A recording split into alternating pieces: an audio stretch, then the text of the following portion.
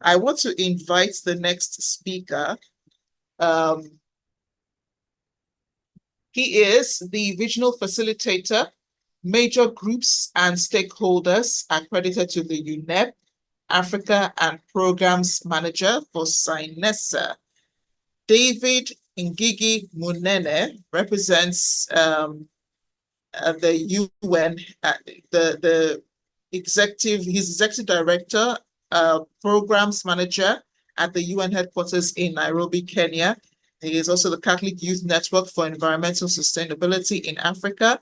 He participated at the 137th UNEP CPR, where it sits as an accredited major group and stakeholder of the United Nations Environment Program under the Children and Youth MGS. David Munene is joining us from Kenya. He's giving us a second lecture, which is titled Human Rights, a Tool for Ecosystem Conversation and Restoration. David, it's great to have you here. Thank you very much, Abarachi, for the very kind welcome and for the introduction. I hope you can hear me. Yes, we can hear you very clearly as well. Okay, thank you. I will proceed, colleagues. Thank you for joining this very, very important webinar on I think, the 56th session of the World Environment Day. If I could be allowed, I can play the presentation from my end, but it's still fine if you'd like to do it from your end. I see it's already projected, so let's go with that in the interest of time. There are bigger, better matters later after my presentation, I'm sure. So please proceed to the next slide, as this is just an introduction. I thought when we are talking about human rights, what do we really talk about? What is this that we call human rights? In fact, what is rights in the first place? Where do they start and where do they stop? The globally accepted definition is that these rights are inherent, that just because you're a human being, you are entitled to, you have a right to human rights. You've got human rights. And therefore, this means that there is no violation. That's what it means to be a human being on this planet. And no risk of violating those human rights is also an important principle of the same of human rights. And then equality and fairness are the basis upon which these human rights are built. At the risk of expounding the topic beyond what the scope of this webinar, I like just to stop at referring to them as freedoms of what we can do and what we ought to do. But I would also like to caution colleagues that these come with a responsibility. Most of the times, it is very easy for us to say that my rights have been violated without remembering to say that I have not taken responsibility myself, because rights come with responsibilities, and the borderline of your rights is where you begin to infringe on mine. I think that is globally accepted. There are several principles that have been accepted about the definition of human rights, that they are universal and they are not alienable. You cannot take them away from somebody. Now, the Article 1 of the Universal Declaration of Human Rights, which was the Human Rights, the Human Rights Conference was held in Stockholm in 1972. In 1973, we had now the consolidation of this Universal Declaration of Human Rights. It indicates that in the first article, all human beings are born free and equal in dignity and rights. This means that we have similar, equal, and the same rights. But what differentiates these rights is the context and circumstances within which we are ourselves. The rights cannot be divided, whether they are civil, cultural, environmental, social, or political rights. You cannot be able to separate them. You cannot say, for example, I am addressing cultural rights and then ignore environmental rights, because in one way or another, you'll be violating the same. Similarly, the good news is that because they're indivisible, you cannot address civil rights without addressing environmental, social, cultural, economic, and political rights. They are also interdependent and interrelated, which means that you cannot violate one without violating the other, and therefore you can promote one and therefore end up promoting many others. They promote equality and non-discrimination, that regardless of it all, remember, they are founded on the basis of that all human beings have got dignity and they are equal. Then there is a question of participation and inclusion, that every person has a right to participate and be included. But I chose to include the word meaningfully there because inclusion is just not inclusion unless it is meaningful. There have been cases of very many futile and meaningless inclusions where it is claimed to rubber stamp inclusivity, but in the real sense, nothing has happened in terms of inclusivity. It's just a showcase. And this is where terms like tokenism come up. In terms of accountability and rule of law, the states and other duty bearers are answerable for the observance of human rights. Sorry, I had a bit of an interruption. So in terms of human rights and conservation, what is the relationship? On July 28th, 2022, there is the famous UN General Assembly Resolution 76-300, which is on the 76th session of the UN General Assembly. Resolution number 300 indicated that the human right, it's a human right to it's your right as a human being to a clean, healthy, and sustainable environment. But I dare say it's also your responsibility to ensure that there is a clean, healthy, and sustainable environment for you and your neighbor alike. But this resolution was not the original discussion about human rights and conservation or environmental matters. This was following resolution number 13 of session 48 of the UN Human Rights Council.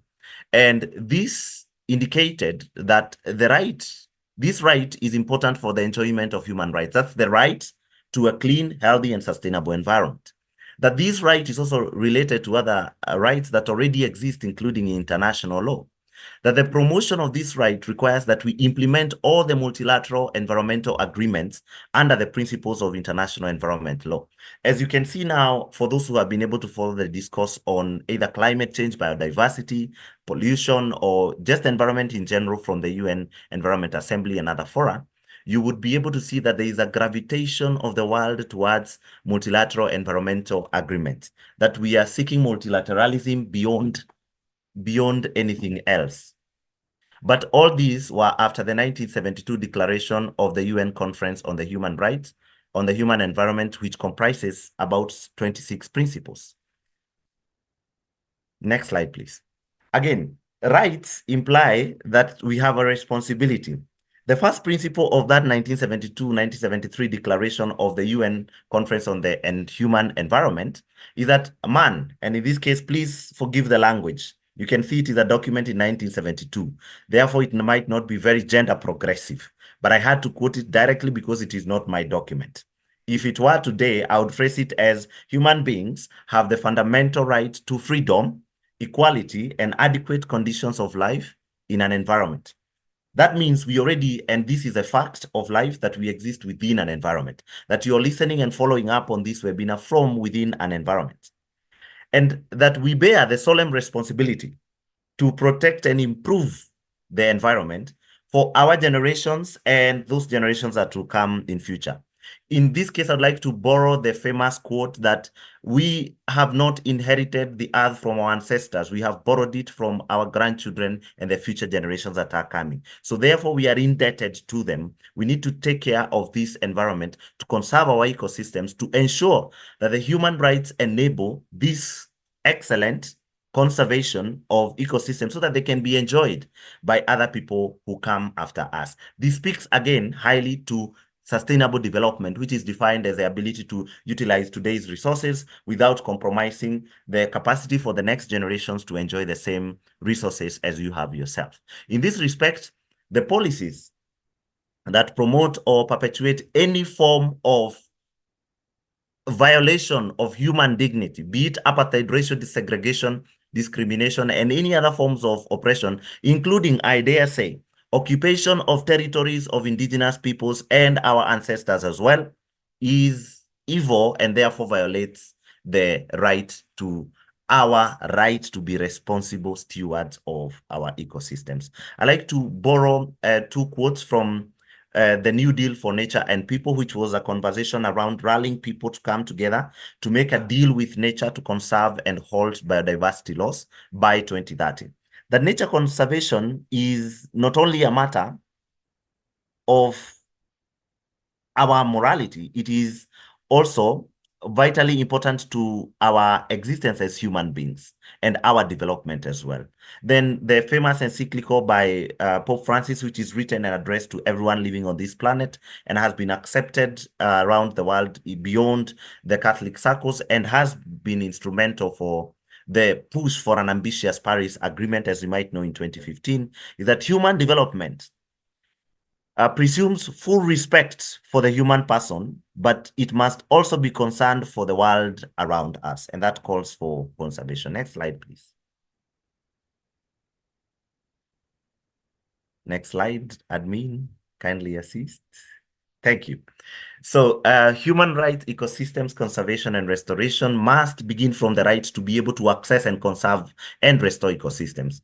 In Africa and many other places as well, because this is not a case that is unique to Africa, we have seen people being prevented or prohibited from accessing ecosystems and ecosystem services, being denied permission to even take care of them, that I put it to you, possibly even in Nigeria as it is in some places in our African continent, it is impossible for you to even go and conserve a public ecosystem space without regular permission or without even permission being granted by higher authorities. To address human rights, then we will be able to, for example, allow access to restoration of ecosystems. And this includes, for example, the protection of indigenous peoples and their territories, the land rights for women, which was a great outcome from the UNCCD COP15 that was held in Abidjan. And this means that the rights that we hold as Africans, the rights that we hold to land, the rights that we hold to ecosystems, which are indeed public and universal to all of us as a common good, is a right that needs to be safeguarded as a human right. Now, this safeguarding of human rights also enables us to safeguard the ecosystems. And of course, the opposite of that is true. If we don't have the right to safeguard our own ecosystems, then our human rights have already been violated. Next slide. I'd like to end with this, that in the end, as proclaimed in the Declaration of the United Nations Conference on the Human Environment of 1972, I dare remind you that the first World Environment Day was instituted in 1972. UNEP was also established in 1972. And this Declaration of the United Nations Conference on the Human Environment is available online for you to access. That man is both creature and molder. Again, forgive the non-gender progressive language of 1972. That man is both creature and molder of his environment, which gives him physical sustenance and affords him the opportunity for intellectual, moral, social, and spiritual growth. That in the long and very arduous, torturous evolution of the human race at this planet, this has been reached when, through the rapid acceleration of science and technology, man has gained so much power to transform his environment in countless ways and in an unprecedented scale. This means that man has had the capacity, the human being has had the capacity to alter the environment either positively or negatively. Those of us who are in this webinar, I believe, are connected because we have faith that we will be able to alter the trajectory and conserve our ecosystems, that we must be able to ensure that we enjoy these ecosystems, this environment, the natural resources as a basic human right and the right to life itself. I'd like to thank you for your audience. Thank you very much. Asante, merci.